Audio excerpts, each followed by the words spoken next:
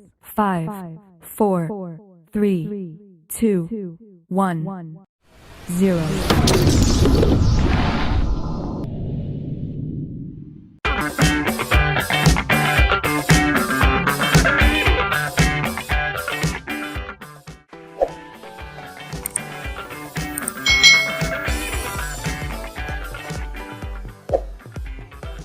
Hai, selamat datang di channel YouTube Kak Citra. Apa kabar adik-adik semuanya? Kak Citra berharap kalian dalam keadaan yang baik, sehat, dan siap untuk belajar ya. Hari ini kita akan belajar bersama-sama untuk mata pelajaran tematik kelas 5.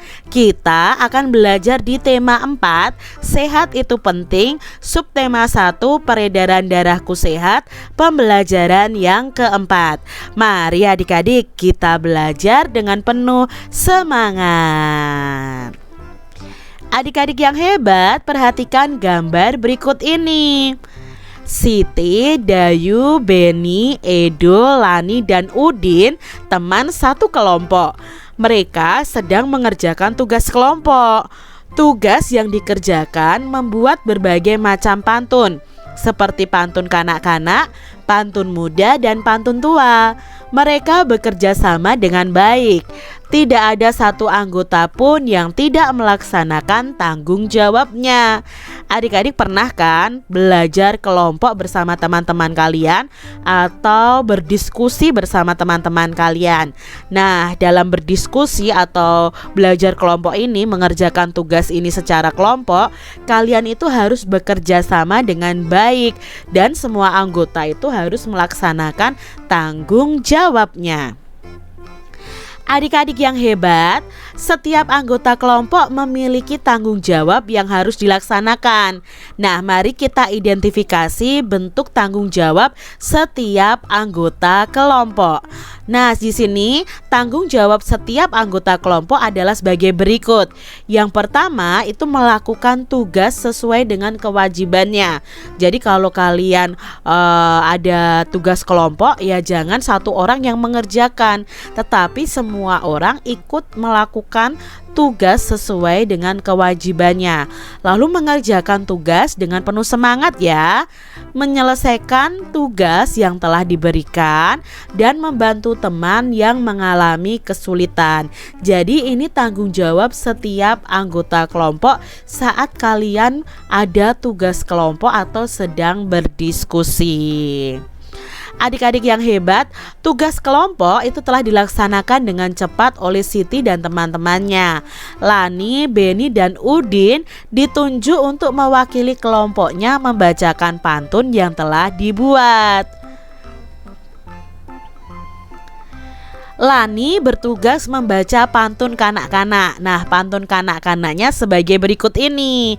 Nah, adik-adik kalian masih ingat ya, pantun kanak-kanak adalah pantun ya yang berisi tentang sukacita, yang berisi tentang temanya anak-anak. Contohnya di sini, burung camar di tepi pantai, pantai indah banyak ombaknya. Jadilah kamu anak yang pandai, sudah pasti banyak temannya. Ini contoh pantun kanak-kanak.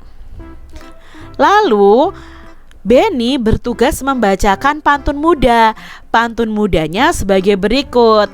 Nah, pantun muda ini adik-adik ada hubungannya dengan perkembangan ya, lalu bisa juga dengan persahabatan, jatuh cinta, dan lain sebagainya. Karena ini pantun muda. Contohnya, indah nian burung kakak tua, terbang tinggi tanpa ragu, telah lama tidak bersua, hati sedih karena rindu. Nah, ini contoh pantun muda. Berikutnya, Udin membacakan pantun tua. Nah, pantun tuanya sebagai berikut. Pantun tua itu biasanya berisi tentang nasihat adik-adik ya. Nah, anak orang Tanjung Ampalu, senja hari pasang pelita, luka tangan oleh sembilu, luka hati karena kata. Nah, adik-adik ya, itu contoh pantun anak-anak, pantun muda, dan pantun tua. Adik-adik yang hebat, pantun di atas adalah pantun kanak-kanak, pantun muda, dan pantun tua.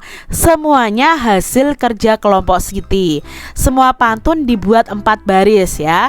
2 baris dalam setiap baitnya merupakan sampiran di baris pertama dan kedua. Lalu 2 baris berikutnya merupakan isi dari pantun tersebut. Ingatkah adik-adik pengertian tentang pantun kanak-kanak, pantun muda, dan pantun tua? Nah, untuk mengingatnya kita mari bersama-sama menjawab soal berikut. Apakah yang dimaksud dengan pantun kanak-kanak? Nah, pantun kanak-kanak yaitu pantun yang memiliki kaitan dengan masa kanak-kanak, yang mana pantun ini akan menggambarkan makna sukacita maupun duka cita. Lalu apa yang dimaksud dengan pantun muda? Nah, kita pantun muda ya, kita jawab di sini. Pantun muda itu adalah pantun mengenal kehidupan masa muda yang berisi atau bermakna perkenalan, hubungan asmara, dan rumah tangga, perasaan kasih sayang, iba, iri, dan tentang nasib. Itu adalah pantun muda. Lalu apa yang dimaksud dengan pantun tua? Nah, pantun tua yaitu pantun mengenai orang tua, budaya, agama, dan nasihat. Itu pengertian dari masing-masing pantun. Pantun merupakan cara yang tepat untuk menyampaikan nasihat. Nah, nasihat bagi individu maupun bagi kelompok. Pada pertemuan sebelumnya telah disajikan pantun yang mengandung makna pentingnya kerjasama dan mufakat dalam masyarakat. Nah, kerjasama dan mufakat merupakan warisan budaya masyarakat Indonesia. Nah, warisan budaya inilah yang harus dipertahankan dan ditingkatkan ya adik-adik. Nah, budaya dan sosial bangsa Indonesia itu perlu dipertahankan dan ditingkatkan, karena hal ini menjadi tanggung jawab warga masyarakat Indonesia. Budaya dan sosial diantaranya adalah 1. Membiasakan musyawarah mufakat dalam mengambil keputusan. 2. Membiasakan tolong menolong antar warga masyarakat. Lalu harus ikut serta dalam kerja bakti atau gotong royong. Menjaga interaksi yang baik antar warga masyarakat. Membiasakan interaksi yang mengarah ke persatuan. Lalu menghindari interaksi yang mengarah ke perpecahan.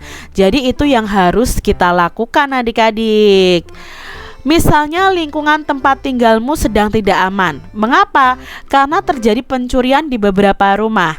Apa yang harus dilakukan warga masyarakat di tempat tinggalmu? Ya, harus menjaga keamanan bersama. Lalu siapakah yang bertanggung jawab atas keamanan di lingkungan tempat tinggalmu? Tentunya yang bertanggung jawab adalah semua warga.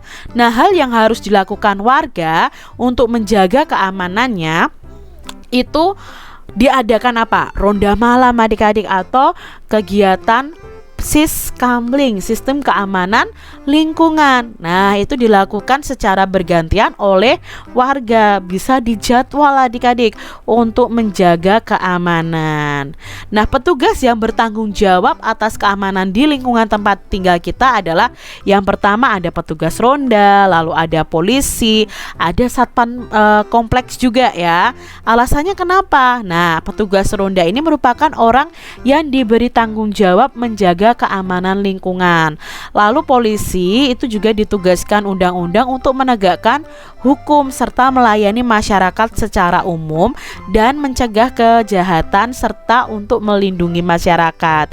Nah, kadang kalau yang tinggal di perumahan itu ada satpam kompleks. Nah, ini juga tugasnya untuk menjaga keamanan kompleks atau perumahan di sekitar.